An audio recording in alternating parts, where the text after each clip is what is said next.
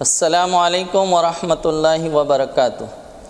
الحمدللہ رب العالمین والصلاة والسلام علی سید المرسلین اما بعد۔ الصلاة والسلام علیک یا رسول اللہ، الصلاة والسلام علیک یا حبیب اللہ صلی اللہ تعالی علیہ وسلم۔ قربانی کے احکام و مسائل میں اس سے پیشتر آپ نے جانور کو ذبح کرنے کا شرعی طریقہ، مستحب طریقہ آپ نے سماعت کیا تھا۔ آج گوشت اور کھال کے مسائل، اس پر روشنی ڈالی جائے گی۔ میرے پیارے آقا علیہ الصلاۃ والتسلیم کے پیارے دیوانوں، جانور ذبح ہونے کے بعد جو گوشت ہمیں حاصل ہوا ہے، اول تو اگر بڑے جانور میں کئی لوگ شریک ہوئے تھے تو گوشت تول کر تقسیم کیا جائے گا۔ اسی طرح سے اٹکل سے نہ بانٹیں کہ کسی کو کم چلا جائے تو وہ کچھ فیل نہ کرے گا، زیادہ چلا جائے تو جسے کم ملا ہے وہ کوئی ناراض نہیں ہوگا۔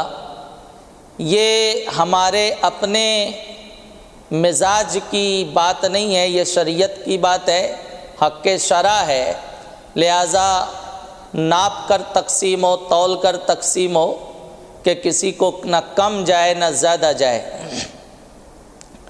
اسی کے ساتھ ساتھ جو گوشت ہمارے حصے کا ہمیں حاصل ہوا اس 3 حصے کرنا مستحب ہے۔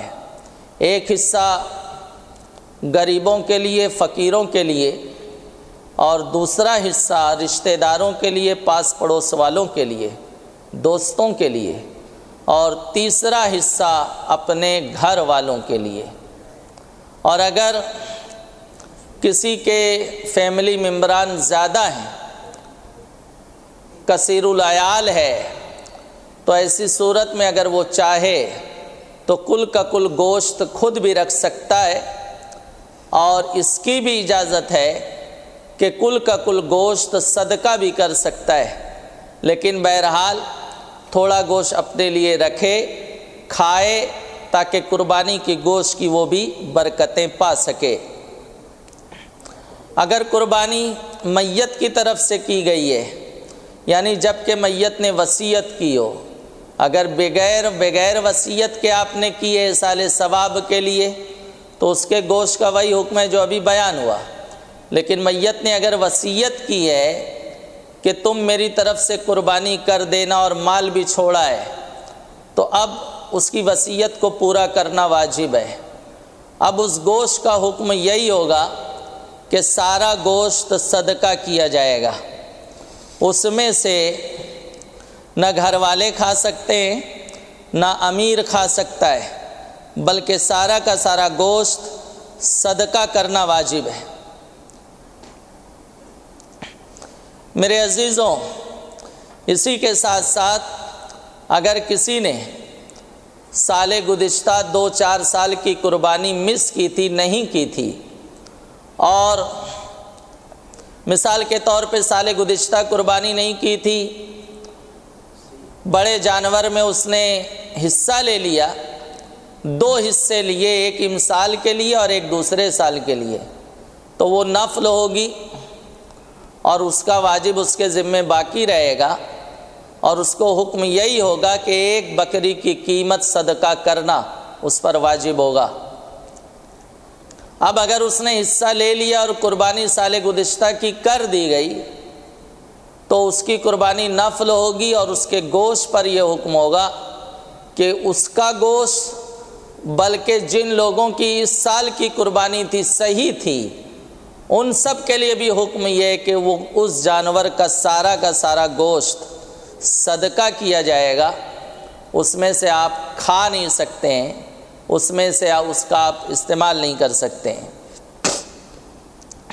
قربانی کرنے والا عید الاضحیٰ کے دن سب سے پہلے قربانی کا گوشت کھائے، یہ مستحب ہے، مستحب عمل ہے کہ سب سے پہلے جس کی طرف سے قربانی کی گئی ہے وہ قربانی کا گوشت کھائے۔ اب کہیں کہیں ایسا ہوتا ہے کہ قربانی کا گوشت بہت تاخیر سے پہنچتا ہے، کہیں کہیں شام ہو جاتی ہے پہنچتے پہنچتے، تو اب ان کو چاہیے کہ وہ کھائے پئیں، مستحب کے خلاف ہوگا، کوئی جرم نہیں ہے، کوئی گناہ نہیں ہے۔ اور بعض لوگ بھوکے پیاسے رہتے ہیں اور اس کو روزے کا نام دیتے ہیں، تو معاذ اللہ یہ قطعاً روزہ نہیں ہے اور نہ اس کو روزہ کہا جا سکتا ہے۔ اسی کے ساتھ ساتھ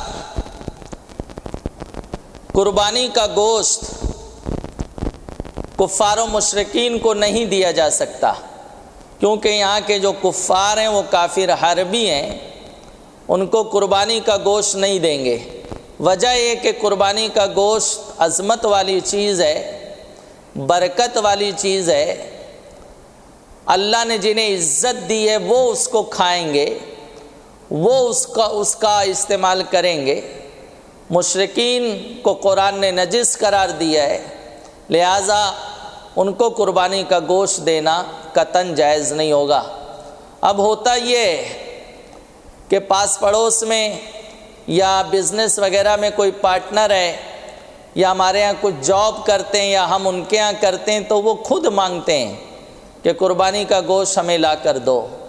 تو بہرحال اگر ایسا معاملہ ہے تو قربانی کا گوشت تو نہ دیا جائے، 1-2 دن پہلے آپ گوشت بازار سے خرید لیں اور اس میں سے ان کو دے دیا جائے۔ قربانی کا گوشت دینے سے بھرپور احتیاط کی جائے، بچا جائے۔ اسی کے ساتھ ساتھ جانور ذبح ہونے کے بعد جو چیزیں جانور سے منسوب ہے، جیسے جھول ہے، رسی ہے، جھول یعنی کہیں کہیں ایسا ہوتا ہے کہ بکرے پر یا بڑے جانور پر چادر وغیرہ ڈال دی جاتی ہے، ہار ہے تو وہ چادر، وہ ہار، وہ رسی کل کا کل صدقہ کیا جائے گا۔